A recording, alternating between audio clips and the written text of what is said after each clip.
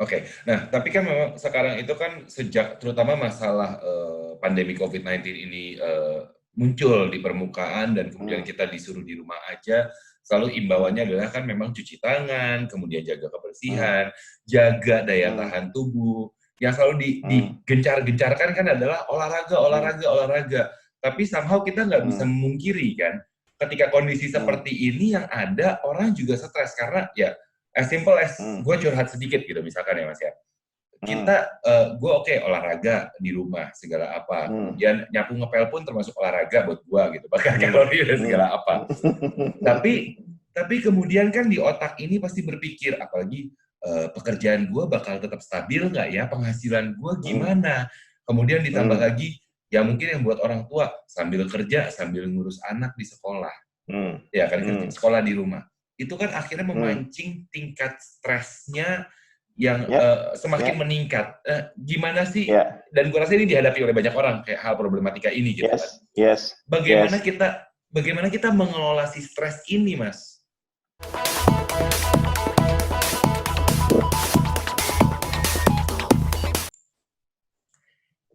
Hai semuanya, ketemu lagi di obrol-obrol kali ini barengan sama Mas Alexander Suyono. Ini adalah seseorang yang sangat amat luar biasa. Kita ketemu waktu itu pertama-tama mungkin tahun 2010 2011 kali ya Mas ya. Sekitar itu, Zaman-zaman Niko. zaman-zaman saya masih di alma mater saya di Cosmopolitan FM ya. Dan kebetulan Mas Alex ini adalah memang seorang praktisi, bekerja, kalau mungkin pernah dengar Daily Meaning, nah itu adalah Mas Alex ya kan. Kemudian juga punya background psikolog. Nah kebetulan kali ini mau ngajakin Mas Alex ngobrol mengenai kondisi yang sedang kita hadapi dan bagaimana sebenarnya, karena Mas Alex gini ya, jujur ya, Hmm, selama ini gue kalau misalkan ngobrol dengan hmm, banyak orang, gue selalu mengakhiri dengan stay at home, stay healthy, stay safe, sama stay positive in mind. Karena kalau menurut gue hmm. pribadi, pikiran yang positif itu adalah salah satu yang kita butuhkan saat ini, Yes, gitu. ya, Nah, ya benar. nah maksud gue, lu juga selama ini gue ketemu sama lu, gue ngobrol sama lu, Mas Alex ini adalah seseorang yang sangat amat positif dalam hidupnya, gitu kan. Maksudnya, ya gue tahu lu pasti punya punya masalah pribadi, lu punya masalah Oh, keseharian pasti. lu, tapi somehow di depan orang selalu you're spreading the positive vibe. I think that's what we need actually right now, the positive vibe, ya kan? Da- Thank you, Niko. Ya gitu. Tapi Mas Alex, gue pengen nanya deh, maksudnya gini, Ah, pertama-tama dulu ah, gitu ya. Gimana hmm, sih caranya, apakah benar kalau misal dari sisi psikolog juga lah gitu ya, maksudnya psikologis yang lu pelajari hmm, ataupun hmm, juga selama ini on daily meaning, hmm, kekuatan pikiran hmm. seseorang itu kan bisa menentukan apa yang akan terjadi pada dirinya sebenarnya kan, Mas? Yes, saya sangat percaya ini, Nick, bahwa pikiran, perasaan, Mhm, badan itu mhm, tuh nyatu, ya oke, kan? heeh, Jadi kalau misalnya pikirannya juga lebih banyak rungsepnya mhm, dan perasaannya juga, gundahnya nggak karu-karuan, mhm, itu tuh ada jembatan ke fisik yang kemudian membuat sekresi pada hormon dan enzim tubuhnya itu juga jadinya yang keluar negatif. oke, Makanya kan kalau orang stres, yang pertama keserang tuh kan lambung. iya, asam Karena lambungnya naik, enzim-enzim yang keluar, exactly gitu. Itu baru paling yang sederhana gitu. Belum mhm, kalau kemudian kita bicara masalah migrain lah, inilah nggak bisa tidur gitu. iya, Jadi kan somehow kita harus putus tuh mata rantainya yang tidak mhm, sehat. Apa yes, maksud mata rantai yang tidak sehat? Pikiran yang negatif, mhm, perasaan yang rungsep, kena ke mhm, fisik. Nah, sekarang yes, kita balik nih, mhm, justru dengan lebih positif, mhm, kemudian lebih sekresi enzim dan hormon tubuhnya juga lebih positif. Yang paling oke, gampang kan kalau orang olahraga, mhm, itu kan bikin hormon-hormon yang juga kemudian bikin happy-nya iya, juga keluar, muncul kan, Nick. iya, Gitu. heeh, Heeh.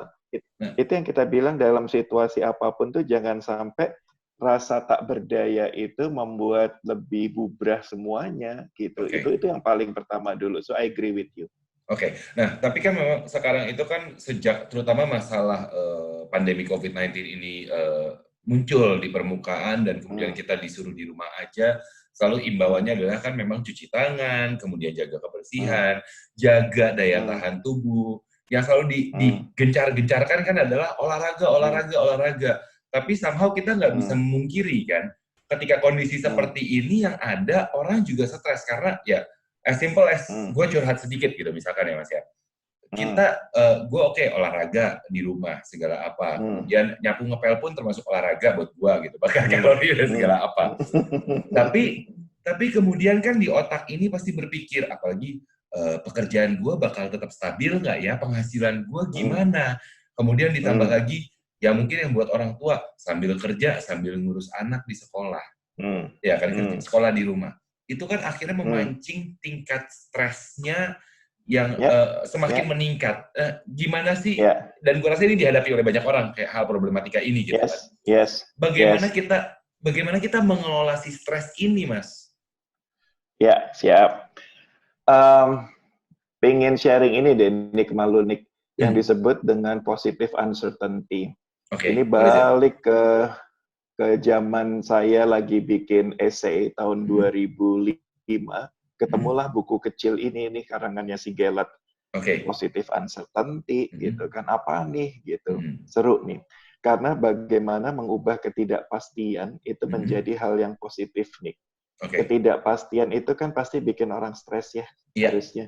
Hmm. Nah, dalam situasi yang sekarang nih kan pasti ketidakpastian juga banyak banget. Iya. Ini berakhirnya kapan nih? Hmm. Juni kah? Juli Juli kah? kah? Gitu. Akhir tahun kah? Atau kapan Akhir kah? Kan nggak tahun tahu. Iya. kah? Terus kerjaan ini akan tetap secure sampai kapan nih? Hmm. Gitu.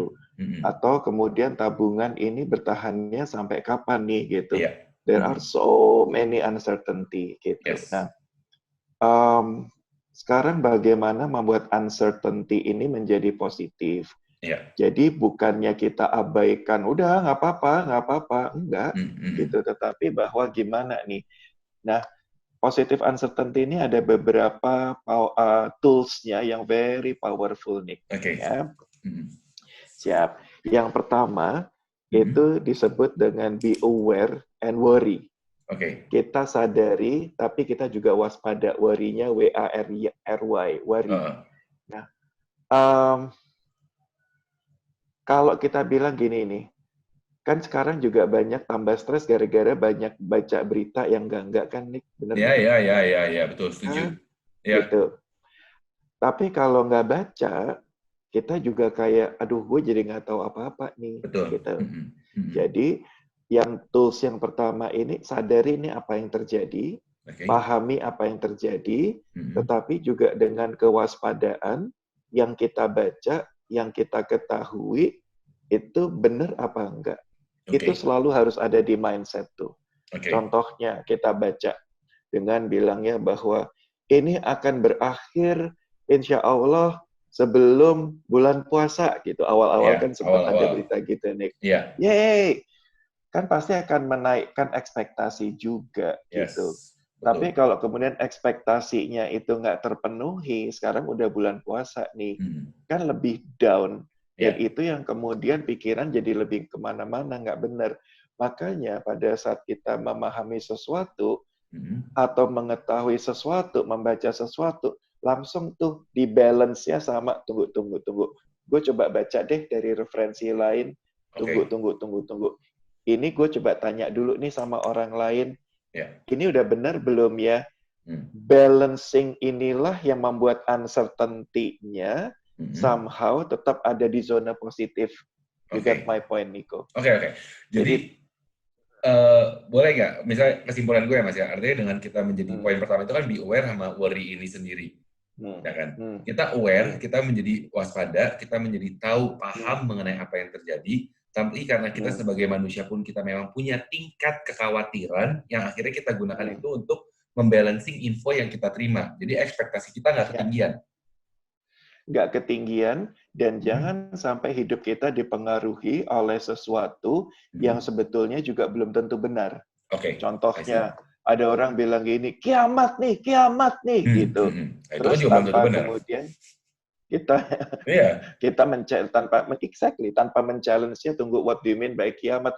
Ya kiamat, soalnya gue di PHK. Iya. Ya kan, kalau versinya si orang itu Iya. demikian gitu. Iya. Mm-mm. Versinya kita kiamat beda lagi gitu. Iya. Nah, itu yang kita bilang, setiap situasi apa yang kita dapatkan, dengar, ketahui, lihat, itu di balance-nya seperti itu. Oke. Jangan sampai kita nggak aware, tapi harus di balance dengan worry. Itu baru tools yang pertama tuh, Niko. Oke, itu tools yang pertama. Kemudian kita berlanjut ke Ya. berikutnya. Tools yang kedua disebut dengan be realistic and optimistic. Oke. Itu juga keren banget tools ini. Yes. Ya. Be realistic. Kalau kemudian ada orang yang gini, dia nipu dirinya sendiri. Nggak ada apa-apa nih. Nggak ada apa-apa. Everything is fine. Yeah. Gitu. Kan sebetulnya halu juga ya. Iya, gitu. Betul.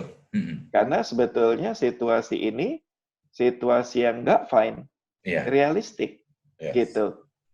Okay. Mulai dari sesederhana kita nggak bisa beraktivitas normal. Gitu. Be realistic. Dengan kemudian sebagian besar orang kehilangan pekerjaannya gitu. Cuman sekali lagi positive uncertainty itu serunya adalah membuat kekuatan berpikirnya itu jadi powerful banget.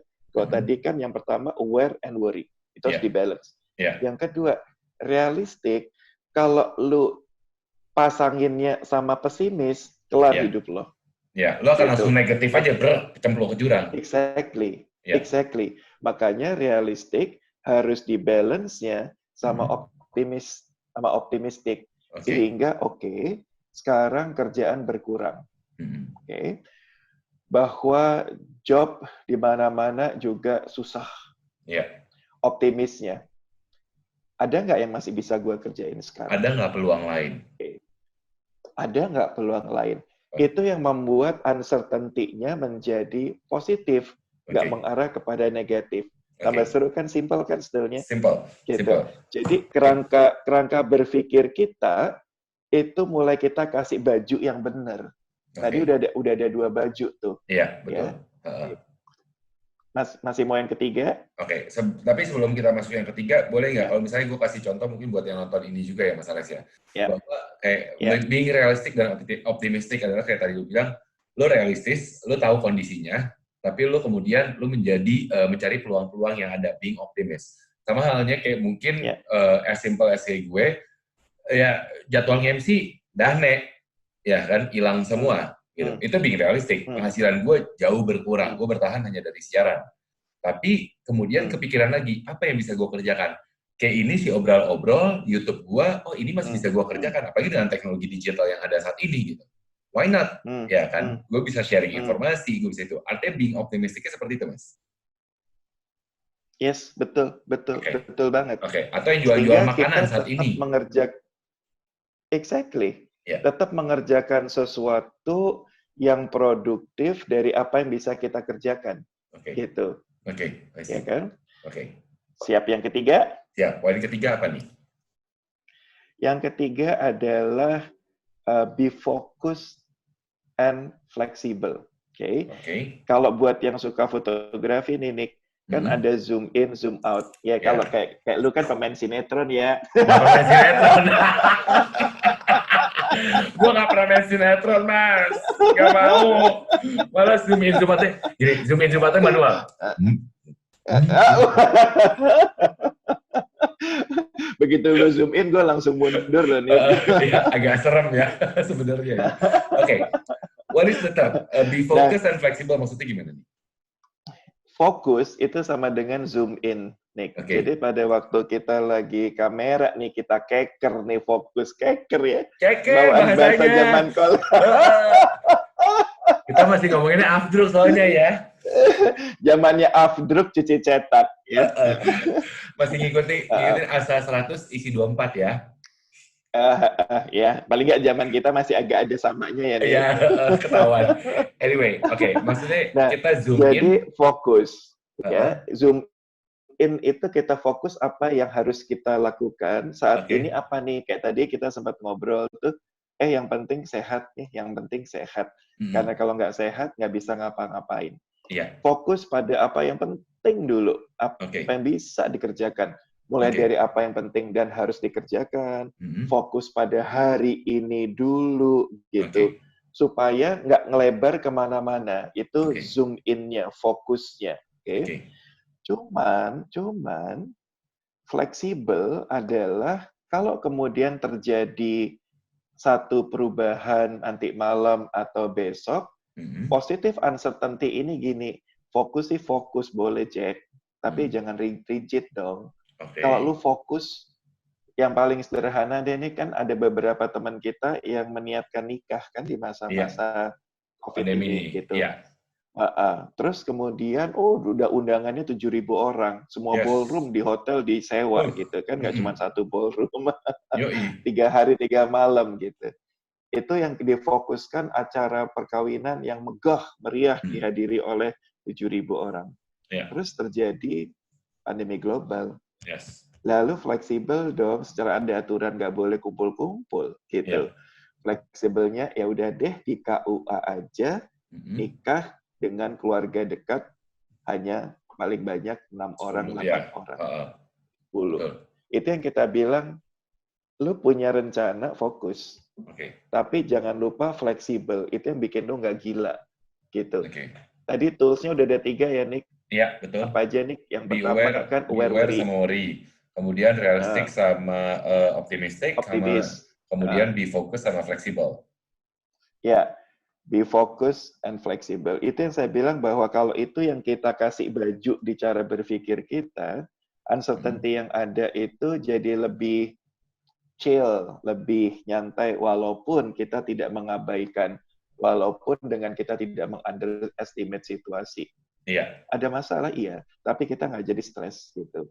Dan mungkin yang terakhir saya tambahkan langsung aja, Nick, learn to plan and plan to learn. Belajar, bikin rencana, ya. Dalam situasi yang kita sekarang menjadi the new normal ini kan ya kita harus bikin rencana dong. Mulai dari minggu-minggu pertama terbiasa memakai Zoom kah, ini kah, itu kah, gitu. At the same time, pada saat kita bikin berencana dalam perubahan-perubahan yang terjadi, kita kan juga merencanakan belajar. Gitu, bahwa dengan work from home ini, apa yang harus dipelajari, gitu. Yang biasanya tidak ngerti teknologi untuk bisa remote working culture, ya harus dipelajari, gitu. Ini yang jujur dalam 4 minggu kemarin, saya dan Daily Meaning banyak sekali diminta untuk set up the new normal. Dengan kemudian konteks yang tadi saya jelaskan 4 hal itu, karena kan organisasi harus matang, orang-orangnya harus matang.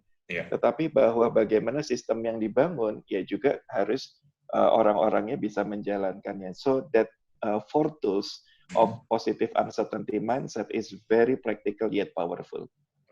Demikian, Nico. Baik, Mas Alex, artinya sebenarnya harus kita akui bahwa keempat hal yang tadi kita udah ngobrolin gitu ya, ini adalah 4 tools yang sebisa mungkin kita tanamkan, kita pikirkan, kita kerjakan dalam keseharian. So we're trying to be positive in time like this, basicnya. Ya kan? Dan gua rasa sebenarnya memang gue setuju the new normal ini akan menjadi tantangan tersendiri buat generasi saat ini yang mengalami si pandemi COVID-19, karena it's gonna be a different thing actually. Even though when it's done, gua rasa akan ada perubahan-perubahan yang terjadi ke depannya dalam pola hidup kita. Ya kan? That's true.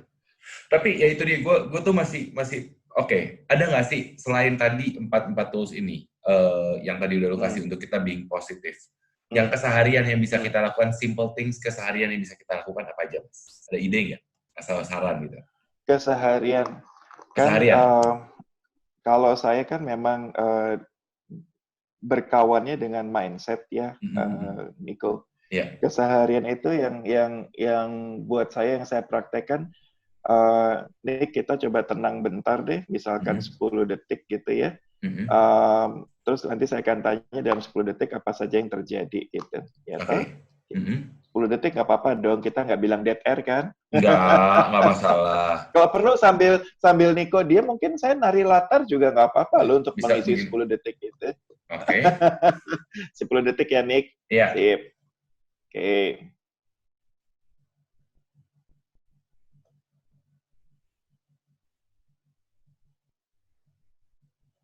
Oke. Ya. Dalam 10 detik tadi, apa aja yang terjadi pada Niko? Satu, perut gue tiba-tiba berbunyi seperti kelaparan. Dua. kedua di otak gue sedang berpikir kira-kira apa saja hal yang bisa gue lakukan ke depannya. Oke, good. Gitu. Let's say 2 hal tersebut. Misalkan saya paksa Niko, satu lagi deh, Nick satu lagi deh. Apa kira-kira satu lagi? Satu lagi sebenarnya gue memperhatikan lo sedang menghitung 1 sampai dengan 10 sih, Mas. Ada satu yang very critical, tapi seringkali luput dari perhatian kita, Nick. Bernapas. Oh iya, betul juga. Benar juga ya. Kan? Iya. Nah, itu yang sebetulnya ada sesuatu yang selalu menemani kita untuk lebih kuat dalam menghadapi situasi enak nggak enak. Napas itu kan tarik napas. Dan pada saat udara masuk, udara itu kita pinjem loh, Nick. Kan kita nggak memiliki udara itu. Bukan, Dan pada waktu udara dikeluarkan, itu kan sama dengan kita mengikhlaskan sesuatu yang nggak kita miliki. Yes. Jadi kalau buat saya dalam situasi yang sekarang ini, kalau Niko nanya apa sih yang bisa dilakukan, latihan untuk ikhtiar dan latihan untuk ikhlas. Ikhtiar adalah dengan tarik napas, dengan memasukkan udara yang bahkan kita nggak punya, dan itu adalah kita pinjem, itu kan ikhtiarnya kita. Betul. Dan kemudian kita harus bisa mengikhlaskan sesuatu yang nggak kita punya. Jadi buat saya dalam keseharian, terutama dalam situasi nggak enak, realistik, ini situasi nggak enak, attachment, itu bahaya loh, Nick. Attachment itu rasa kemelekatan, kepemilikan. Gue sama teman-teman gue biasa kumpul seminggu 3 kali. That's kemelekatan. Okay? Ya lu ikhlasin, Jack, kagak bisa kumpul. Gitu. That's Terus kemudian ada lagi yang bilang, ini harusnya gue di wisuda nih. Gila, wisuda itu selebrasi. Kagak bisa, Neng. Itu lu ikhlasin. Gitu. Sehingga latihan napas, narik udara, dan mengeluarkannya, kalau buat saya itu yang paling bisa dilakukan secara praktis ya tiap hari untuk ingetin untuk ikhtiar, ikhlas, ikhtiar, ikhlas. Gitu. Nice. Sama kalau gue mau mencari klarifikasi sih Mas, konfirmasi lebih tepatnya ya. Konfirmasi apakah bisa kalau misalkan untuk ya setidaknya saat ini kita berpikir mempunyai pikiran positif gitu ya. Doing something we like at home, apakah itu juga bisa mendengar? Let's say kita mendengarkan musik-musik yang kita suka, kita nonton film-film yang kita suka. Is it works or not actually? Salah satu ya mungkin distraction kali, jatuhnya distraction kali ya. Sedangkan kita melupakan masalah yang sedang kita hadapi gitu. Ya, yang posisi paling tinggi sekarang kalau saya lihat di postingannya orang-orang adalah drakor, Nick. Iya betul sekali. Si Captain Ri itu.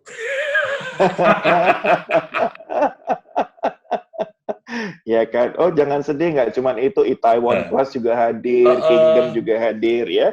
Betul, Itaewon Class bini gue nonton. Oke. Boleh Kapten Ri lanjutkan dulu? Silakan Kapten Ri.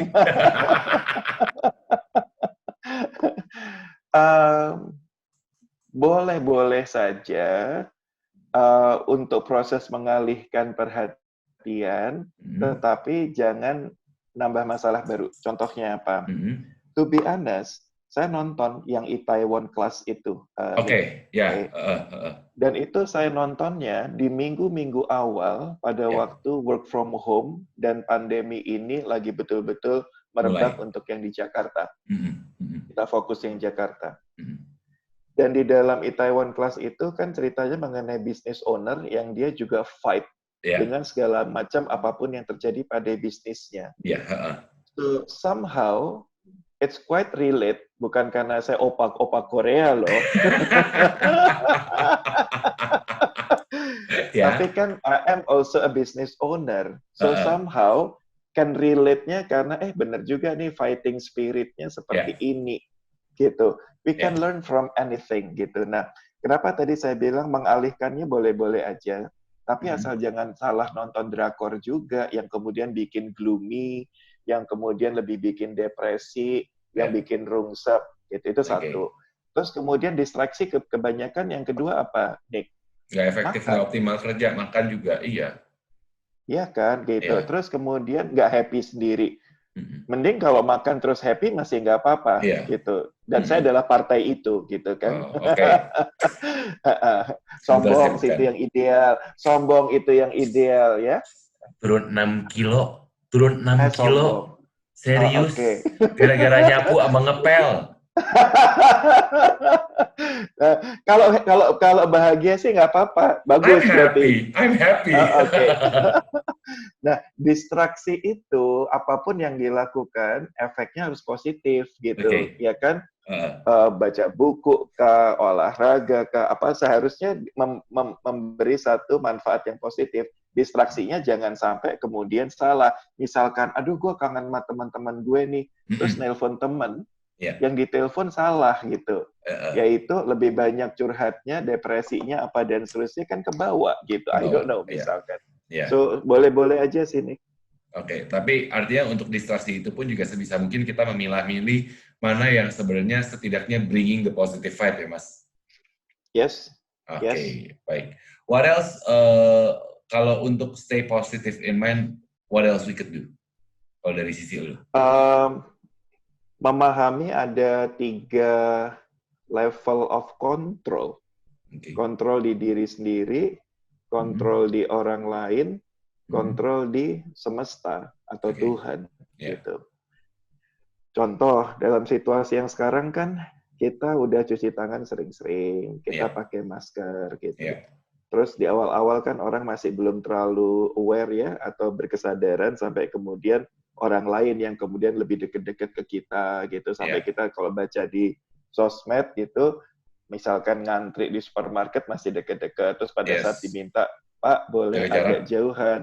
Terus orang itu tersinggung gitu dengan bilang bahwa enggak kok, saya enggak ini kok gitu. Terus dibales lah, enggak. Tapi seberapa Bapak yakin bahwa saya aman, bukan carrier gitu. Itu yang kita bilang dalam situasi sekarang ada kontrol di tangan kita, ada kontrol di tangan orang lain. Itu yang harus kita pahami. Makanya di awal-awal saya dan Daily Meaning sempat bikin video tuh mengenai level of control ini, Nico, untuk kemudian bahwa masalah ini nggak bisa dihadapin hanya dengan fokus pada diri kita gitu. Dan sekarang mulai bergulir bukan sekedar masalah penularan dan lain-lain, tetapi concern bersama soal saling bantu untuk masker, untuk makanan, untuk apa. Kan ada proverbnya dari Afrika, it takes a village to raise a kid. Nah, kalau sekarang mengenai corona, bahkan it takes a whole world untuk menghentikan ini semua gitu. Makanya kan soal traveling dilarang ini dan seterusnya. Kalau nggak kelar-kelar gitu. Cuman ada satu lagi adalah kalau itu semua sudah kita lakukan, karena pada beberapa situasi yang mungkin nggak ketahuan, kan tetap ada kontrol di tangan semesta. Sehingga kemudian pada beberapa keluarga, kenapa keluarga gue sih yang kena, dan ada yang meninggal, dan seterusnya. Ini yang kita bilang pada satu sisi, ya kita harus menerima bahwa ada 3 level of control itu. Gitu, Nick. Dan masuk lagi ketika memang ke level kontrol, terutama sudah semesta, ketika kita sudah mencoba untuk melakukan kontrol terhadap diri sendiri, dan juga kemudian adanya dari kontrol orang lain, kemudian kita baru ingat lagi, kembali lagi tadi, lo ngomong juga belajar konsep ikhtiar dan juga ikhlas. Kalau memang sampai kena, ya kita belajar untuk ikhtiar dan juga ikhlas terhadap posisi itu sendiri. Kalau memang semesta memang sudah mengatur seperti itu ya, Mas Alex ya? Ya, betul. Oke, baiklah.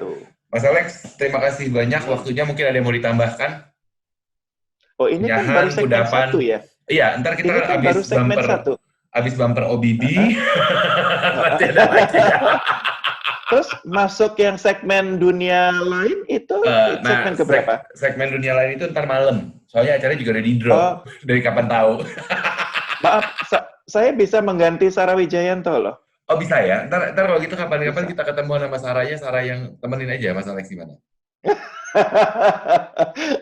Nick, tetap sehat ya Nick. Sama-sama Mas Alex. Terima kasih banyak atas waktunya. Pokoknya kembali lagi gue sih pengen ingetin bahwa emang fisik kesehatan fisik perlu kita jaga, tapi kesehatan pikiran pun juga sebenarnya itu hal yang penting kita jaga saat ini, Mas ya. Karena dengan happy itu bisa naikin imun. Yes, indeed. Endorfin itu adalah penting ya, Mas. Oke. Oke, Mas Alex, terima kasih banyak. Sehat terus, stay at Thank home, you, ya. stay positive in mind ya, Mas. Bye-bye. Thank you, bye-bye.